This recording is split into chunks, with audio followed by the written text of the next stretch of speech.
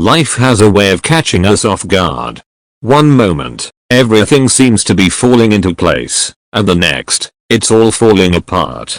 Whether it's a failed relationship, a lost job, a bad financial decision, or a deep personal mistake, we've all faced those moments that leave us flat on our backs, staring at the ceiling, wondering, how did I get here? This audiobook is not about avoiding the fall. It's about what you do after. It's about choosing to sit up. You see, in every fall, there is an invitation to rise again, stronger, wiser, and more focused than ever before. But before you can run again, you must learn to sit up. Sitting up symbolizes the moment you take back your power. It's the first decision that says, I'm not staying down. The title Sit Up is more than just a catchy phrase, it's an acronym, a mindset, a movement. It's a call to pause, to reflect, and then to rise intentionally. Each chapter in this audiobook will guide you through the stages of bouncing back from a fall, not just to regain what you lost, but to build something better than before. In this journey, you'll learn how to face failure without losing your identity, how to rebuild from the inside out, how to reignite purpose, even when hope feels distant, and how to turn your comeback into your greatest testimony. If you've stumbled, if you've fallen, or if you're just tired of living beneath your potential, this message is for you. It's time to sit up. Because the comeback is always stronger than the setback. Sit up. Putting your life together after a fall to make a comeback. Written and published by the ZillionPro. Dedicated to Chidinma Teresa J, whose experience inspired this writing. Chapter 1. The Fall, When Life Knocks You Down. There is no pain quite like the pain of falling when you thought you were flying. It happens to all of us at some point in life. One day you're soaring, plans intact, dreams vivid, momentum strong, and then without warning, the winds shift, and you're sent crashing to the ground. You lose something you valued. A relationship ends. A business collapses. You get fired. You betray someone, or someone betrays you. Life deals a blow so strong it knocks the wind out of your lungs and the hope out of your heart. This chapter is not about avoiding that fall. Why? Because falling is inevitable. It's the common thread that connects the rich and the poor, the righteous and the rebellious, the young and the old. In fact, some of the most powerful transformations in human history were born in the rubble of someone's personal collapse. But when the fall happens, it feels deeply personal. The shock of hitting the ground. The first reaction to a fall is usually shock. You find yourself in a daze, replaying what went wrong, looking for a loophole in the story where it could have ended differently. You may say to yourself, this can't be happening, but it is. This shock phase is critical because it's where you begin to confront the reality of your circumstances. It's not just a bad dream, it's your new, painful truth. This is where denial loses its grip and clarity begins to form, often through tears. The emotional earthquake. After shock comes the flood, shame, guilt, regret, sadness, anger, confusion. These emotions swirl around like a storm, making it difficult to see straight. If you're not careful, these feelings can trap you in a loop of self-pity or self-hatred. You begin to doubt yourself. Am I a failure? Will I ever recover? What will people say? Is this the end of my story? But here's the truth you must remember, the fall is not the end, it's a chapter, not your conclusion. You are still here, and that means the story is still unfolding. Understanding the nature of the fall.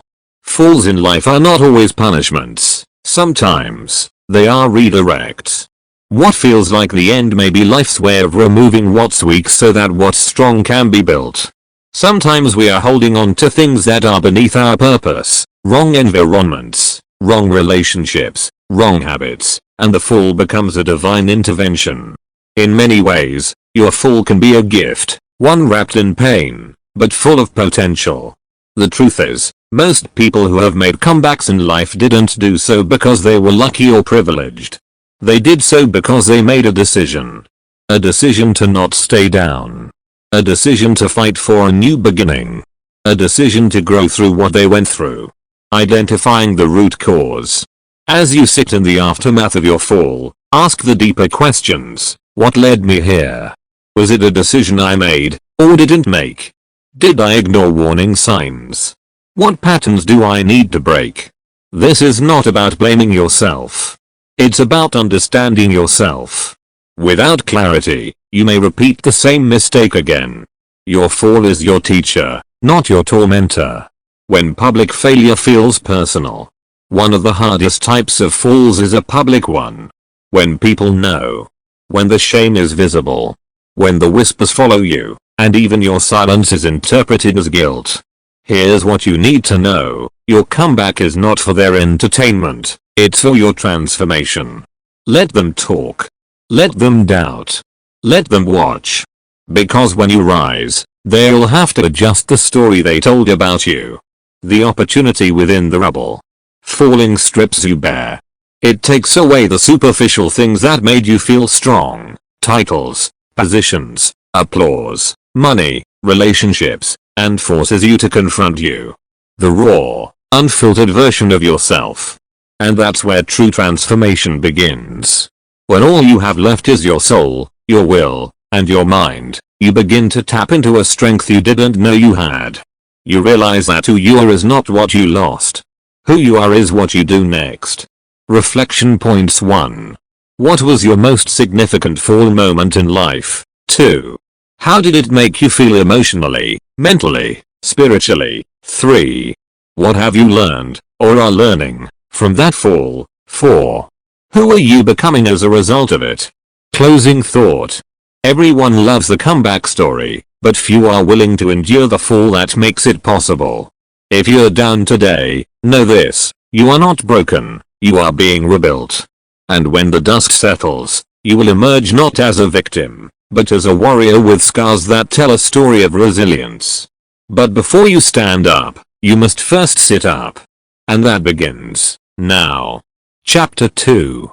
Shock and shame, dealing with the pain of hitting rock bottom. There's a unique kind of silence that follows a fall, a silence that isn't peaceful, but painful. It's the kind that screams in your mind as you sit alone with your regrets, trying to process what just happened. The plans have failed, the trust is broken, the door is shut, and the identity you once clung to now feels distant, like a stranger in your own skin. Welcome to rock bottom. This is the place most people fear.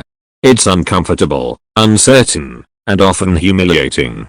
But it's also the place where clarity is born, if you're brave enough to face it. The shock, when reality hits hard. The immediate response to a devastating fall is shock. Shock doesn't always look like crying or panic. It can look like stillness, numbness, or a mind filled with endless what-ifs. You might catch yourself thinking, this wasn't supposed to happen to me. I gave everything. How did I end up here? Where did I go wrong? Shock is the mind's way of trying to make sense of a new, painful reality. It can freeze you, making it hard to think clearly, sleep soundly, or take your next step. But here's the truth. Shock is temporary, but what you do with it can define your future. The first goal in the shock phase is not to fix everything. It's simply to breathe, acknowledge, and stay present. The healing starts not when the pain goes away, but when you give yourself permission to feel it. The shame, the heavy weight of failure. After the shock settles, another emotion often creeps in, shame. Shame is more than guilt. Guilt says I made a mistake. Shame says I am the mistake. It whispers lies like, you're a failure. You'll never recover. People will never respect you again. Shame isolates. It convinces you to hide, to withdraw, to put on a mask in public while falling apart in private. But the only way to silence shame is to drag it into the light. Shame cannot survive exposure. The moment you speak the truth of your experience, you begin to take your power back. Owning the pain without becoming it. One of the hardest lessons in the aftermath of a fall is learning how to take responsibility without losing your identity. Yes, you made a mistake. Yes, you fell. Yes, you could have done things differently. But you are not your failure. Your identity is not in what happened to you, it's in how you rise from it. Too often, People carry their shame like a permanent tattoo when it's supposed to be a scar, a healed wound, not a constant punishment. Scars tell stories of survival. Shame tells stories of unworthiness. Which will you choose? Why rock bottom can be sacred ground. Most people think of rock bottom as a curse, but for those who have rebuilt their lives, it's often remembered as the turning point. Why? Because there's nowhere lower to go. Everything unnecessary is stripped away. There's clarity in rock bottom because the noise of ego and illusion fades. At rock bottom, you see who your real friends are. You discover how strong your spirit is.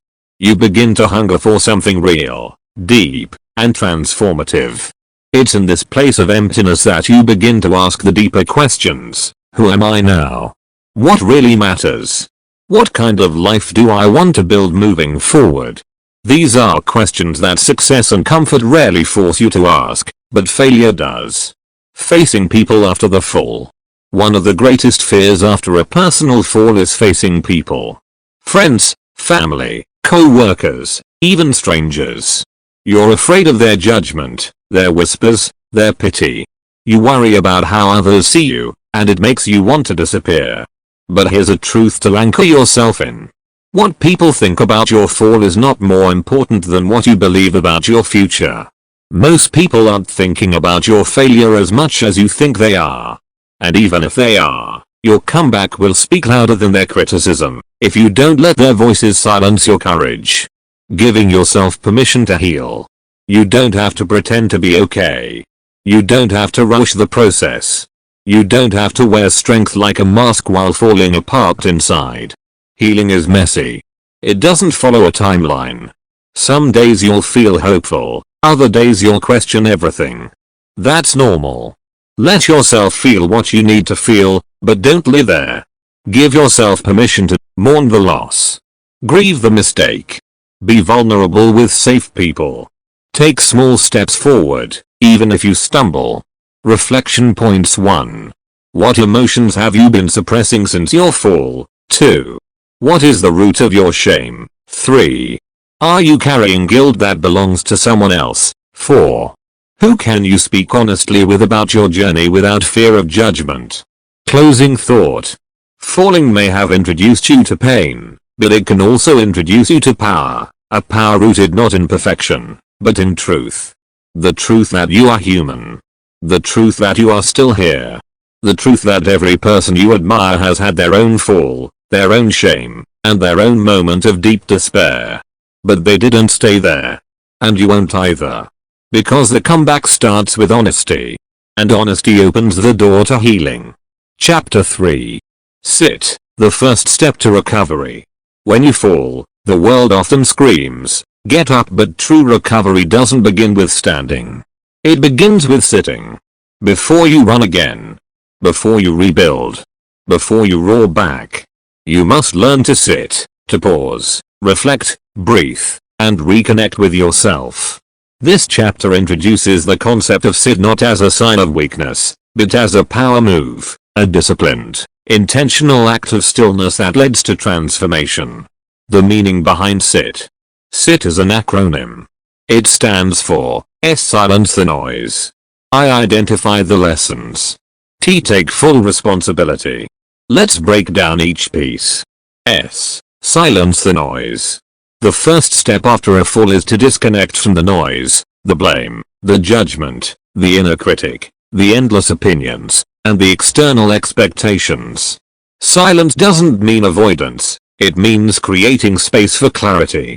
After a fall, we are bombarded with mental clutter. What will people say? What if I never recover? Am I still worthy? All of this noise keeps us trapped in a survival loop. We make reactive decisions, seek quick validation, or jump into distractions that delay true healing. Silence is your sanctuary. It's in silence that the soul speaks. It's in silence that truth rises. And it's in silence that healing begins. Try this. Take 15 minutes daily to sit in stillness, no phone, no music, no distractions. Ask your soul, what is the truth I'm avoiding? Listen, not to respond, but to understand. I. Identify the lessons. Your fall was painful. But pain without purpose is just suffering.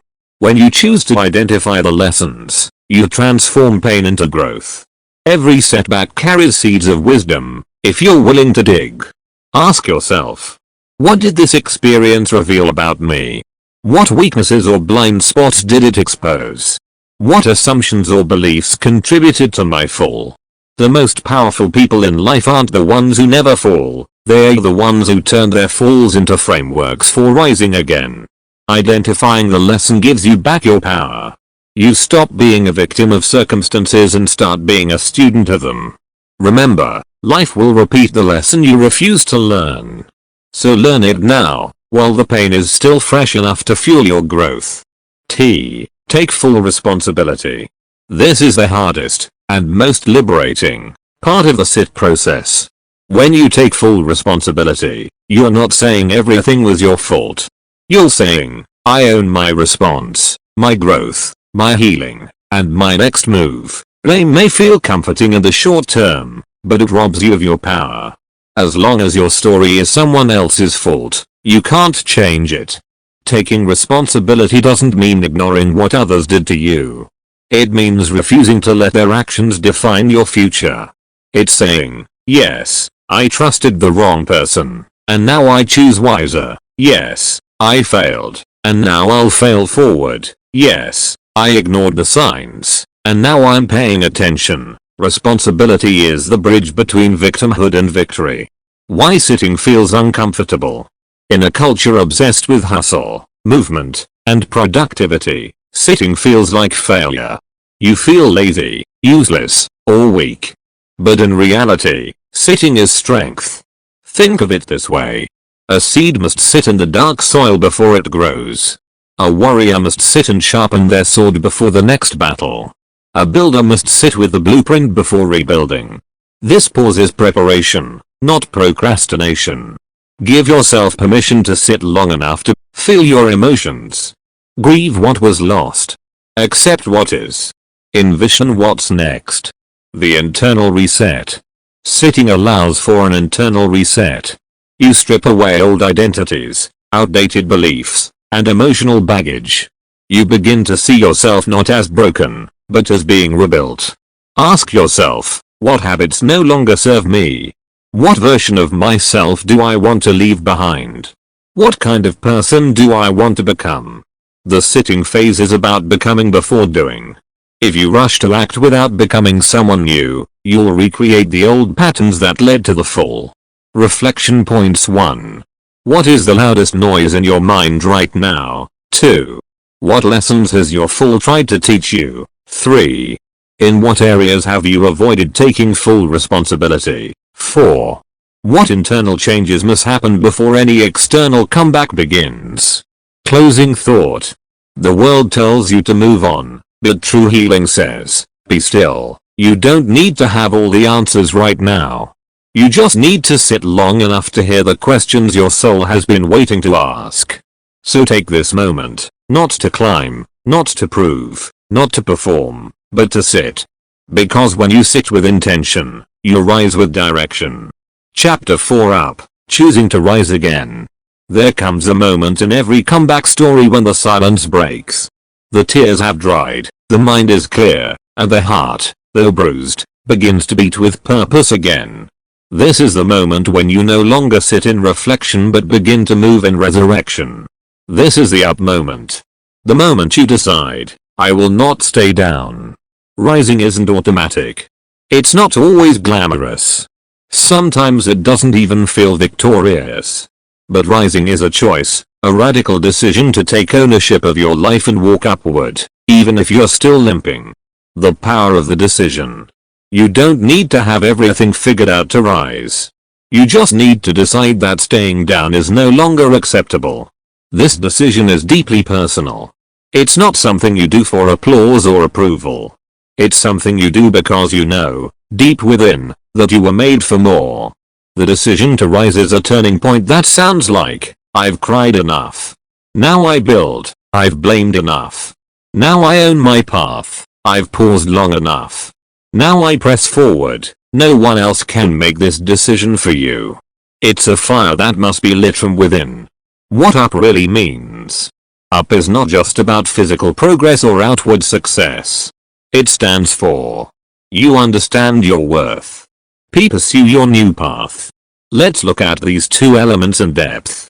You understand your worth after a fall. One of the most damaged parts of a person is their sense of worth.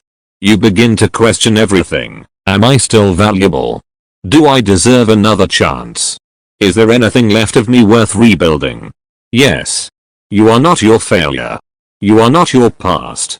You are a living, breathing human with purpose, resilience, and divine design. Understanding your worth doesn't mean ignoring your mistakes. It means believing that those mistakes did not erase your identity. They may have shaken your confidence, but they did not strip you of your core value.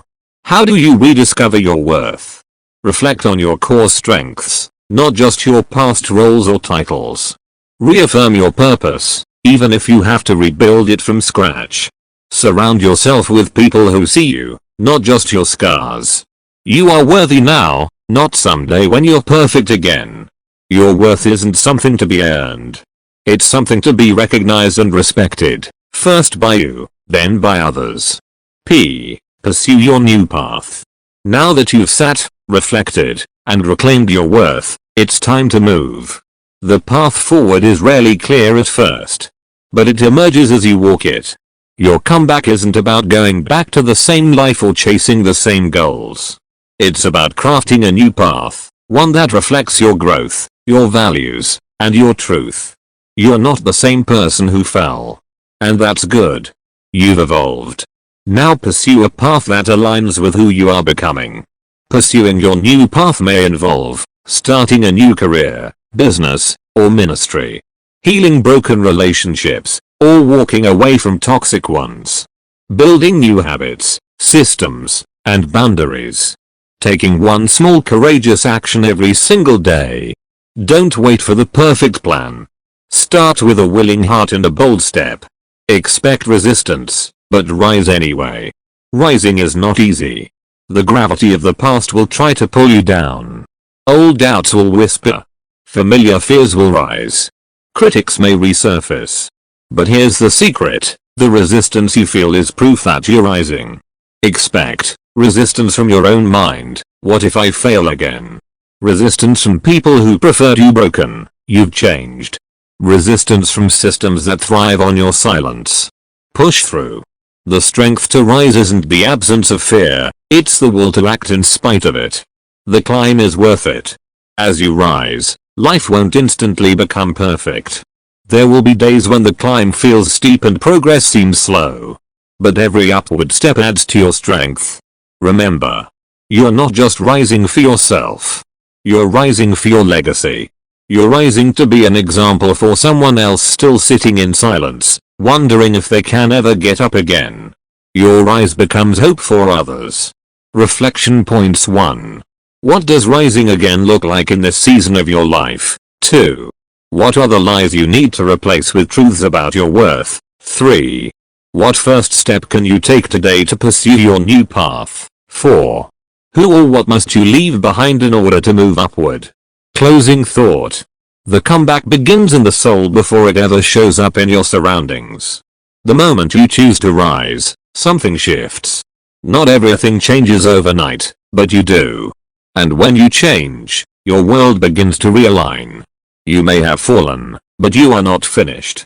You are rising, with wisdom, with strength, and with purpose. So stand up. Look up. And rise, because your comeback has just begun. Chapter 5. Rebuilding, creating a stronger life after the fall. You've sat in reflection. You've chosen to rise. Now comes the hard, holy work of rebuilding. Rebuilding is where many quit. It's not as dramatic as falling, not as inspiring as rising. It's gritty, slow, and often invisible. But it's where transformation truly happens. It's in the rebuild that the comeback becomes reality. The truth is, you cannot go back to who you were before the fall, and you shouldn't want to. Rebuilding isn't about restoration, it's about reconstruction. It's about building something better, stronger, wiser, and more sustainable than before. The foundation must be reinforced. Before you stack bricks again, check the foundation. Was your previous life built on fear of failure, desire for approval, superficial success, unhealed wounds? If your foundation was weak, your fall was inevitable. But now, you have the chance to build on solid ground, on truth, character, wisdom, and conviction. Ask yourself, what beliefs will I now live by? What values will guide my decisions? What kind of person must I become to support this new life? Your foundation isn't just your skill set. It's your identity. A house built on the wrong identity will always collapse under pressure. Rebuilding requires strategy and patience. Rebuilding isn't just emotional, it's strategic. It requires a plan. Ask yourself 1. What areas of my life need rebuilding? Career, finances, relationships, health, self-worth. 2. What tools do I have now that I didn't before? Experience, discernment, emotional maturity, new boundaries. 3. Who do I need on my rebuilding team? Mentors, coaches, therapists, true friends. Never rebuild alone. A strong life is never a solo project. Choose your company with care. Some people will slow your progress, while others will lift your hands when they grow tired. Don't rebuild what was broken, rebuild better. It's tempting to try to recreate what you lost, to go back to the same relationship, the same job, the same routine. But you're not who you were. If you rebuild the same life, it will collapse again. Ask, what didn't work before? What drained my joy or peace? What systems or habits contributed to my fall? Rebuilding better means saying no to the old even when it's familiar, and yes to the new even when it's uncomfortable. Examples. Instead of chasing approval, you build confidence. Instead of overworking, you build boundaries. Instead of numbing pain, you build emotional resilience. Brick by brick, the power of daily discipline. You don't build a mansion in a day. You lay one brick at a time, with focus, faith, and consistency. Brick by brick means showing up even when it feels slow. Keeping your promises to yourself. Choosing progress over perfection. Journaling your growth, no matter how small. Rebuilding isn't glamorous. It's a grind. But every consistent effort compounds over time into visible transformation. Guard your construction site.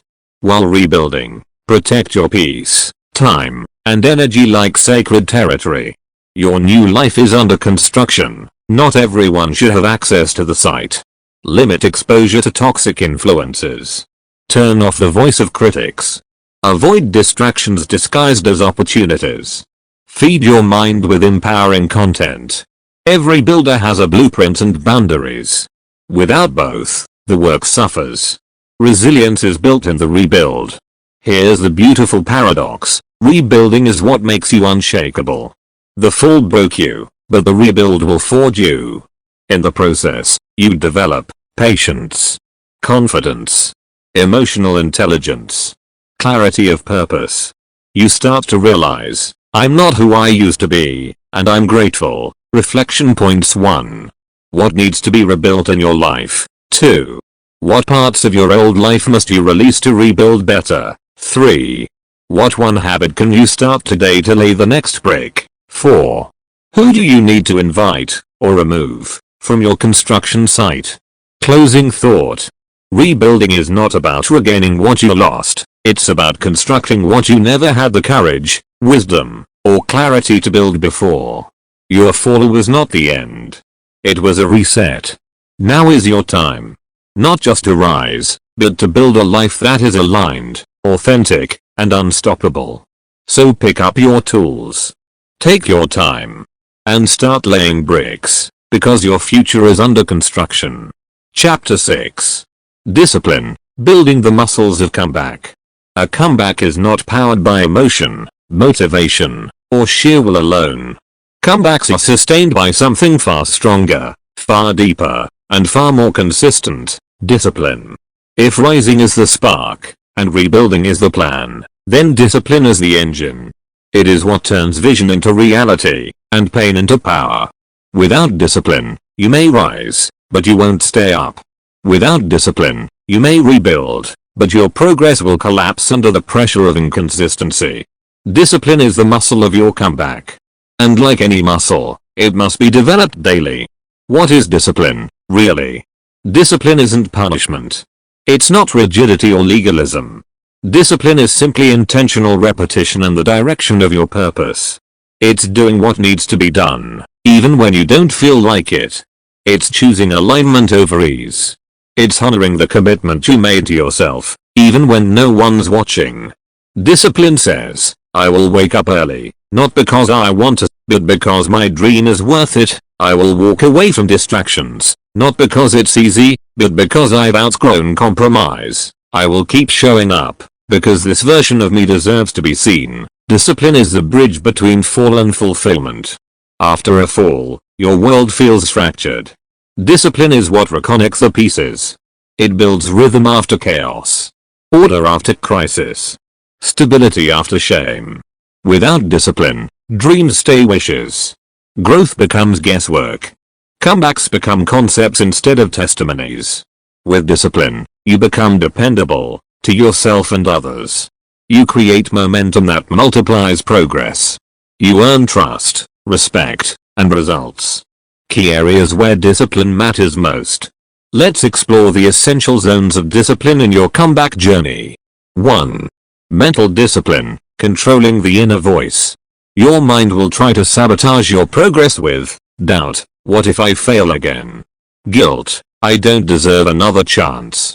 Procrastination. I'll start tomorrow. Mental discipline trains your mind to speak truth. I am not my past. Every day is a fresh opportunity. My actions shape my reality. You train your mind like a muscle, through repetition, positive input, affirmations, and mindfulness too. Emotional discipline, managing triggers and responses. You'll feel frustrated, tired, lonely, tempted to go back. Emotional discipline means responding, not reacting. It's the wisdom to pause before you speak, breathe before you act, and reset before you quit. Master your emotions or they will master you. 3. Time discipline, owning your schedule. A powerful comeback requires focused time management. Discipline your day or life will dictate it for you. This includes blocking time for high-value tasks, saying no to distractions, tracking your progress, building habits and routines. Time is your greatest currency. Spend it on what builds you, not what breaks you. 4. Physical discipline, honoring the body that carries the mission. Energy, focus, resilience. They all begin in the body. Your comeback requires a vessel that's cared for. Discipline your body by eating with intention, exercising regularly, sleeping enough, limiting toxins, physical, mental, emotional. Your body is not separate from your purpose, it's the carrier of it. The myth of motivation. Motivation is fleeting. Discipline is forever. Some days, you'll feel motivated. Most days, you won't. But it's what you do on the uninspired days that determines whether your comeback becomes complete. Motivation gets you started. Discipline gets you finished. Building the discipline muscle. Practical steps. 1. Start small and specific. Choose one habit to master, not 10. Master one brick, then stack the next 2. Create triggers and systems. Set reminders, alarms, accountability partners. Discipline thrives in environments designed for success. 3. Track your progress. What gets measured gets managed. Use journals, checklists, or apps to celebrate small wins. 4. Embrace resistance. When it gets hard, remind yourself, this is the gym for my character. 5. Rest without quitting. Discipline includes rest. Breaks are part of the rebuild, but not exits. Pause when you must. Never exit your purpose. Discipline isn't always loud, but it's always loyal. It doesn't demand attention. It doesn't beg for applause. But every time you choose structure over self-sabotage, Every time you keep a promise to yourself. Every time you push when it's easier to quit. You are building a version of yourself that no storm can shake. Reflection points 1. What daily habits are moving you closer, or further, from your comeback? 2. What excuses do you make that discipline must confront? 3. Where do you lack structure, and what system can help? 4. Who do you need in your life to model and mirror discipline? Closing thought. Discipline is not the enemy of freedom. It is the pathway to it. When you discipline your life, you are not restricting your destiny, you are unleashing it. Every act of discipline is an act of self-respect. Every habit mastered is a brick laid in the fortress of your future. Your comeback is not just a moment, it's a lifestyle. And discipline is what makes it last. So rise. Rebuild. Then train like your future depends on it, because it does. Chapter 7. Relationships, Reconnecting and Rebuilding Trust. No comeback is complete in isolation. While your fall may have felt personal and private, its shockwaves often ripple through your relationships, affecting friends, family, colleagues, and loved ones. Whether your setback was due to failure, betrayal, addiction, loss, or breakdown, chances are some bridges were burned, connections strained, and trust damaged, both in others and within yourself. In this chapter, we explore how to rebuild the relational architecture of your life, with wisdom, patience, and grace. Relationships are mirrors. Relationships reflect both who we are and who we are becoming. During your fall, those mirrors may have exposed your wounds, your pride, your avoidance, your unhealthy patterns. Now, as you rebuild, the goal is not to return to the same patterns or people without discernment. It's to reconnect intentionally, with clarity about who should walk with you into the future, and how to heal what was fractured. 1. Begin with the relationship with yourself. Before you try to mend external relationships, you must first address the internal one, the most important relationship of all, the one you have with yourself. Ask, do I trust myself again? Can I keep promises to myself? Am I proud of who I'm becoming? Have I forgiven myself for the fall? If you don't respect yourself, you'll tolerate disrespect from others.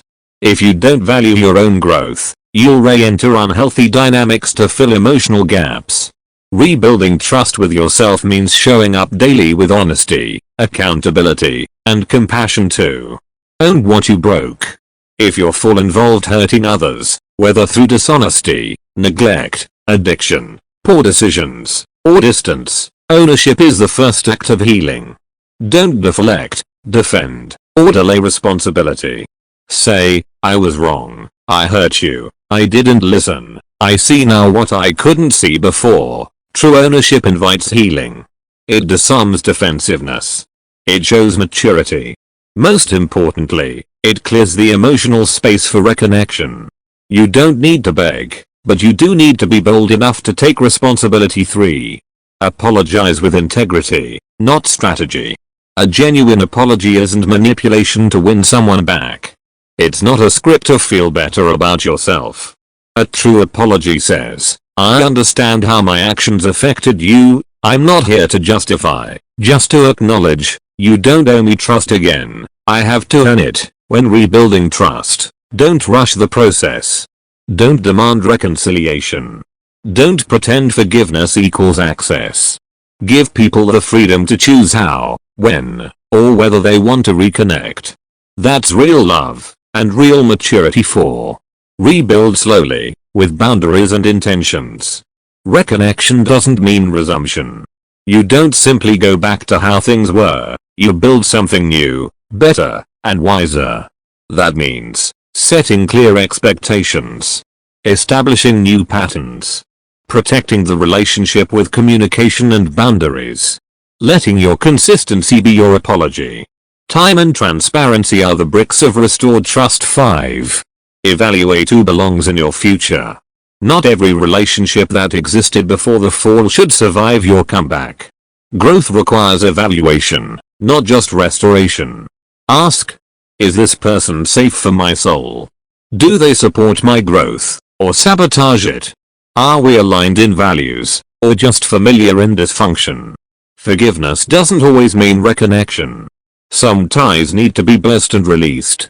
Others deserve to be nurtured with new care. 6. Learn to trust again. Sometimes it's not others who failed you, it's that your fall made you afraid to trust again. You might think, people will always leave, I can't count on anyone, they'll just hurt me, but connection is vital to healing. You cannot walk into a powerful future with a heart closed by fear. Trust is a risk, but it's also a bridge to growth. Start small. Build connections gradually. But don't isolate yourself in the name of strength. True strength is knowing when you need others. 7. Surround yourself with builders, not bystanders. During a comeback, your circle matters more than ever. Choose people who speak truth with love. Celebrate your progress, not your past. Challenge your excuses. Support your values. Let go of enablers, gossipers, drainers, critics with no credentials. You need voices that build your spirit, not break your stride. Reflection points. 1. Who did I hurt during my fall, and what am I willing to do to make things right? 2. Who in my life reflects the values I now live by? 3. What patterns must I change in how I relate to others? 4. How can I rebuild trust with myself before I demand it from others? Closing thought. Relationships are the scaffolding of your future. Without them, your comeback is incomplete. You were not created to walk alone, you were created to connect, contribute, and commune. Rebuilding trust takes time. Rebuilding love takes humility. Rebuilding you takes both. So reach out, with open hands and a clear heart. And as you rebuild your life, remember, no true healing happens in isolation. The right people will meet you where you are, just make sure you're becoming the kind of person worth walking with. Chapter 8. Faith and Fortitude, Drawing Strength from Within. When everything on the outside has crumbled, when people walk away, resources run dry, and answers seem far, it is faith and fortitude that become the inner fuel that powers your comeback. After the fall, you need more than strategy. You need spiritual strength and emotional stamina. You need faith, not just in God, not just in the future, but also in yourself and in the process of becoming. And you need fortitude, the unwavering courage to keep going, even when the path ahead is dark and the climb feels endless.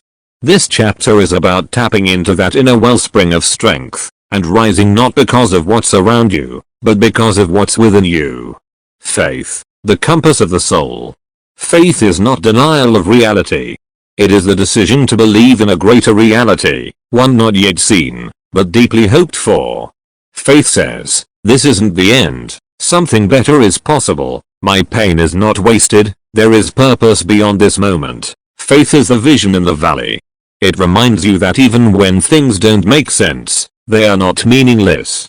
It gives you eyes to see beyond your wounds, and strength to stand when life pulls you to your knees. Faith is how we see possibilities where others see only problems. Fortitude, the grit to keep going. If faith is the compass, fortitude is the engine. It is not loud. It does not always look glorious. But it is unyielding. Fortitude is showing up again after defeat. Holding on when your emotions tell you to give up. Taking the next small step when you're exhausted. Enduring criticism, hardship, and setbacks without quitting. It's not about how fast you rise. It's about how firm your heart stays when tested. Fortitude is inner resilience, built not from ease, but through fire. Drawing strength from within. Here's a truth many miss. Everything you need to rise again is already within you. But you must activate it through reflection. Feed it through belief. Strengthen it through adversity. How do you draw from within? Create sacred stillness. In the noise of pain, you need stillness to hear what matters. Sit with your thoughts. Journal your fears and hopes. Pray. Meditate. Breathe. In silence, you'll find clarity. In stillness, strength emerges. Recall past victories. You've overcome before.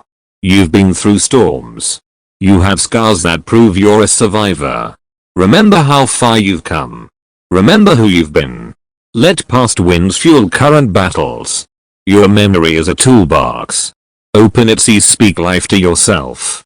Your inner voice can either be your greatest weapon or your worst enemy. After a fall, you must speak life, deliberately. Say, I am not done. This setback is not my identity. There is greatness inside me. I will not waste this pain. Your words shape your world. Make them count. Faith in a higher power. Sometimes, we need strength that is beyond human. That's where faith in God or a higher power becomes not just comforting, but essential. Many of the greatest comebacks in history were fueled by people who prayed when there was no way, trusted when they couldn't trace the plan, believed in divine timing and unseen help. When human hope runs out, divine hope kicks in. Whatever your belief system, you need to tap into the transcendent, the deeper spiritual truths that anchor you when everything else shakes. Facing fear with fortitude. Fear is inevitable after a fall. Fear of failing again. Fear of judgment. Fear of disappointment. But courage is not the absence of fear. It is the decision to act in spite of it. Here's how to face fear with fortitude. Name it I am afraid of. Challenge it, is that really true? Act anyway. Take the next step scared. Every act of courage builds new inner strength. And eventually, courage becomes your new instinct. Building inner strength daily. Faith and fortitude are not one-time decisions. They are disciplines, daily practices that build your emotional and spiritual muscles over time. Here are some daily actions to strengthen your inner world. Morning reflections or prayers. Writing down 3 things you're grateful for. Speaking affirmations aloud. Reading a page from a book that uplifts. Doing one hard thing every day that makes you grow. As you do this consistently, you'll find that you bend less under pressure and bounce back faster from setbacks. When strength fails, borrow some. No one is strong every day. And that's okay.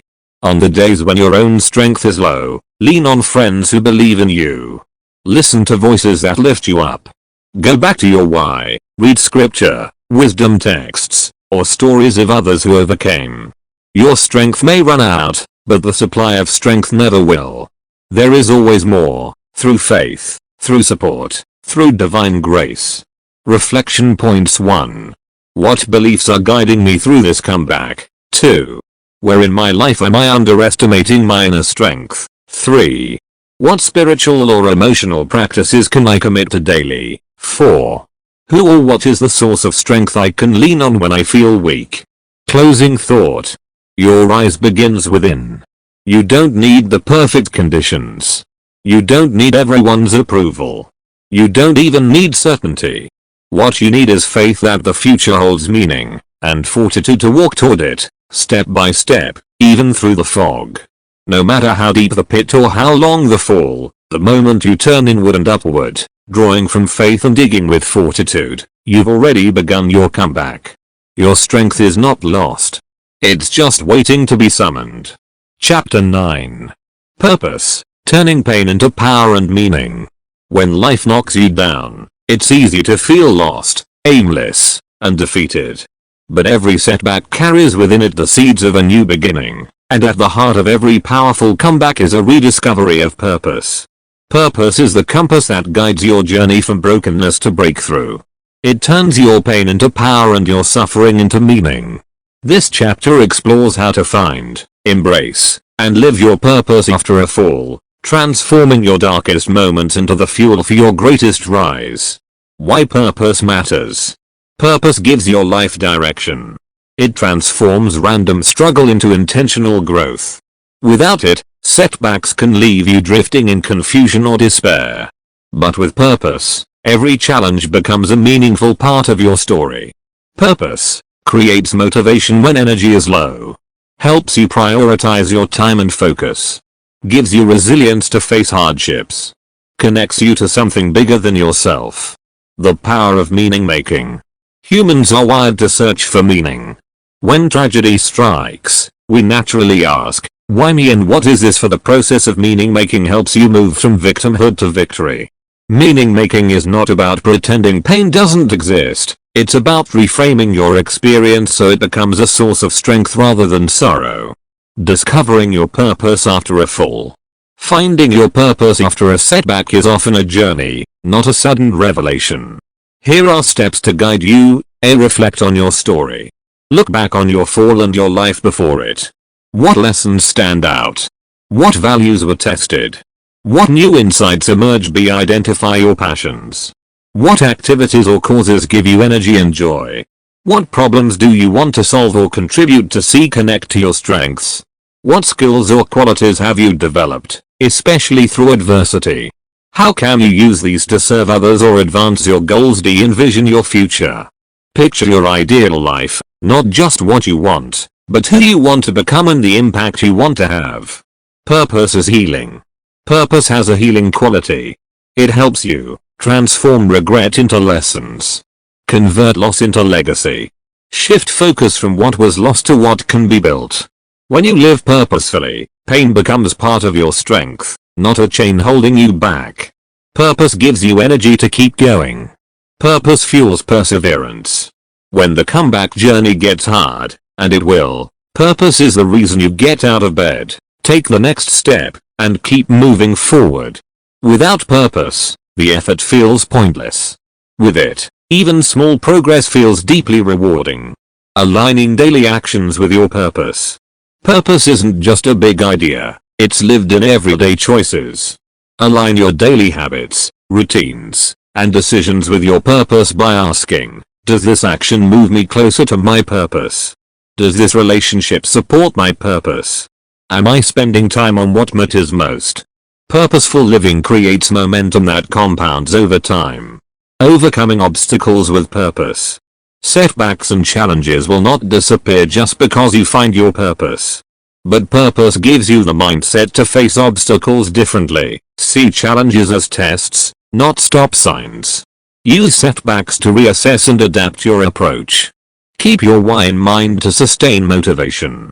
Purpose is the anchor in the storm. Purpose beyond yourself. The most powerful purpose often extends beyond personal gain. Helping others, contributing to a cause, or creating something meaningful adds deeper fulfillment. Purpose connected to service or legacy creates a ripple effect. Your comeback becomes a beacon inspiring others to rise as well. Reflection points. 1.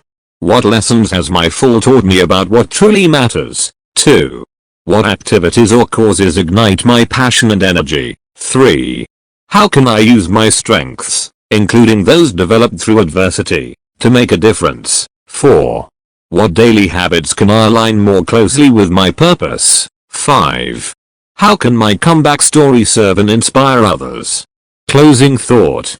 Purpose is the light that turns your fall into a foundation. It transforms your pain into power and your struggle into meaning. You don't just come back, you come back with a mission. When you anchor your life in purpose, your comeback is no longer just about recovery, it's about becoming the fullest, most powerful version of yourself. Rise with purpose, and you rise not only for yourself but for the world waiting for your light. Chapter 10. Reinvention, stepping into a new you. A fall often feels like an ending, a closing of a chapter filled with loss, disappointment, or failure. But every ending carries within it the seed of a new beginning. Reinvention is that powerful process of shedding old skins and stepping boldly into a transformed version of yourself, stronger, wiser, and ready to thrive. This chapter will guide you through the essential steps to reinvent yourself after a fall, so you don't just return to who you were, you rise into who you're meant to be. What is reinvention? Reinvention means intentionally changing the way you live, think, and act in order to create a better version of yourself.